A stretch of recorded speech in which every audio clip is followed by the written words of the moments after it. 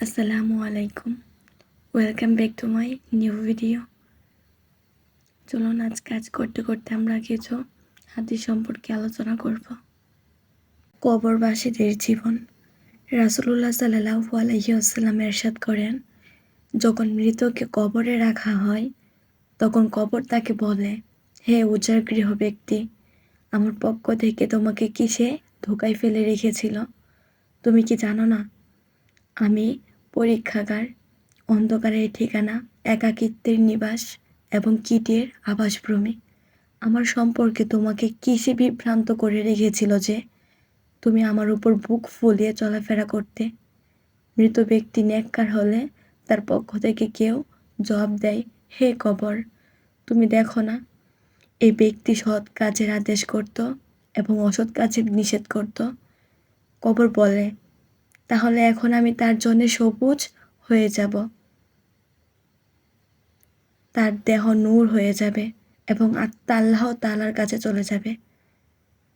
Yazid রাক্কাসী বলেন, আমি শুনেছি যখন মৃতকে কবরে রাখা হয় তখন তার আমলসমূহ তাকে ঘিরে ফেলে।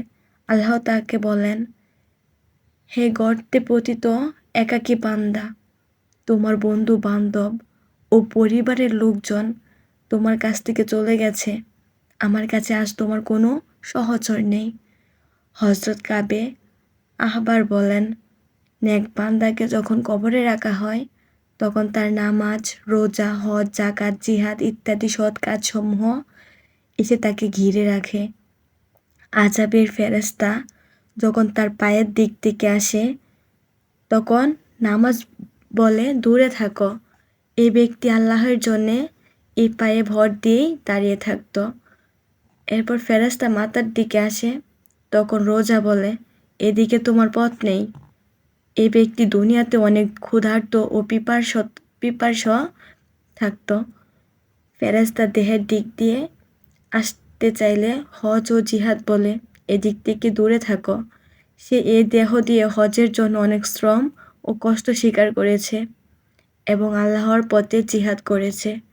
ফেরেশতা হাতের দিক দিয়ে আসতে চাইলে তার সদকা ও দান খয়রাত বলে, এ নেক ব্যক্তিকে আযাব থেকে মুক্তি রাখো, সে এই হাত দিয়ে অনেক দান খয়রাত করেছে যা আল্লাহ তাআলার কাছে কবুল হয়েছে, অতএব তুমি এদিক দিয়ে পথ পাবে না।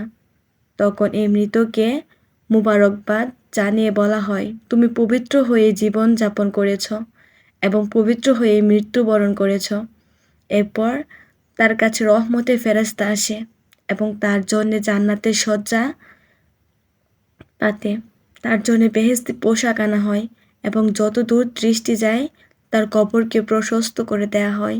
বেহেশত থেকে একটি প্রদীপ এসে যায় যার আলোকে সে পুনরুত্থান পর্যন্ত অবস্থান করে।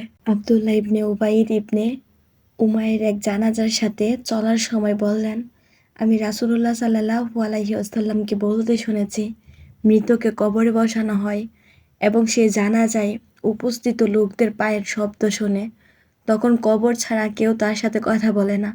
কবর বলে, হে উজাড় গৃহ ব্যক্তি, আমার সম্পর্কে কি কেউ তোমাকে সতর্ক করেনি? আমি যে সংকীর্ণ, দুর্গন্ধযুক্ত, ভয়াবহ ও কীটে পরিপূর্ণ, এ কথা কি তোমাকে কেউ বলেনি?